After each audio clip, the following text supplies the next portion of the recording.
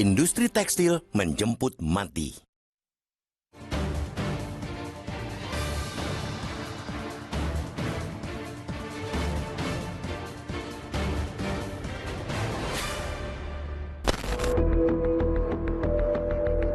Indonesia boleh dikatakan sedang dalam kondisi darurat daya saing industri. Itu terutama sekali terlihat di sektor industri tekstil dan produk tekstil atau TPT yang dalam beberapa tahun terakhir terus dihantam persoalan pelik, baik dari sisi internal maupun eksternal. Ini sungguh ironis karena sebetulnya industri TPT punya sejarah kontribusi yang sangat penting terhadap perekonomian nasional. Pada era kejayaannya dahulu, sektor ini bahkan pernah menjadi primadona industri manufaktur tanah air. Mereka menjadi andalan dalam penciptaan lapangan kerja sekaligus penerimaan ekspor negara. Namun, kini daya saing mereka kian luruh. Jangankan diminta berakselerasi untuk melesat lebih tinggi, untuk sekadar bertahan hidup saja, mereka harus berjuang mati-matian.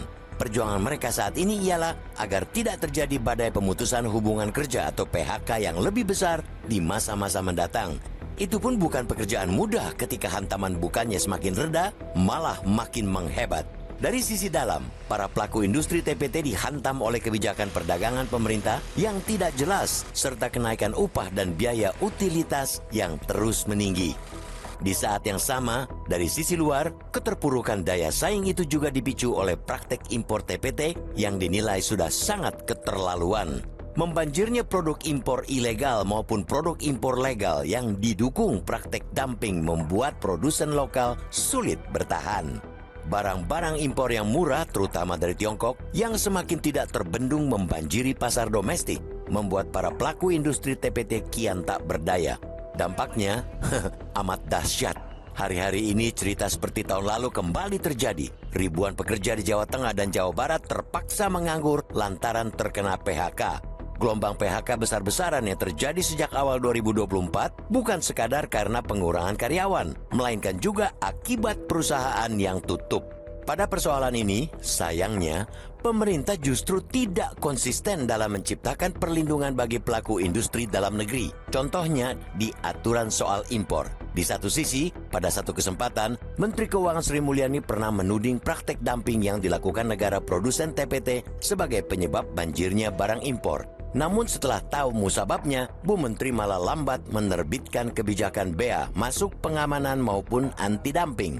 Contoh lain, Menteri Perdagangan Zulkifli Hasan sempat mengeluarkan Permendak nomor 36/2023 untuk memperketat masuknya produk TPT impor. Peraturan itu terbukti efektif membatasi produk impor.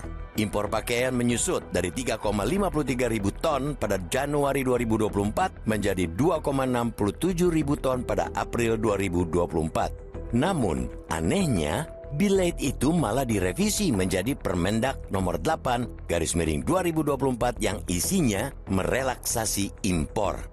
Ada dua dugaan terkait hal ini. Pemerintah tidak serius atau pemerintah memang tidak tahu cara melindungi industri TPT dalam negeri. Yang pasti, sejauh ini pemerintah tidak terlihat memiliki cadangan solusi untuk menyelamatkan mereka yang sebagian besar tengah sekarat itu.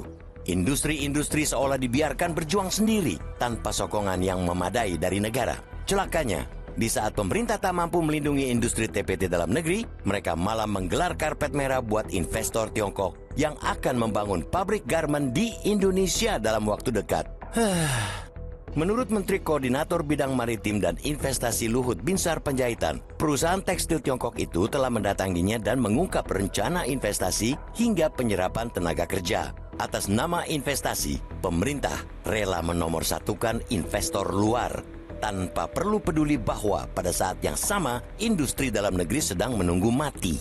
Demi menarik investasi yang sekarat-sekarat dibiarkan mati. Inilah sebagian ironi industri di republik ini.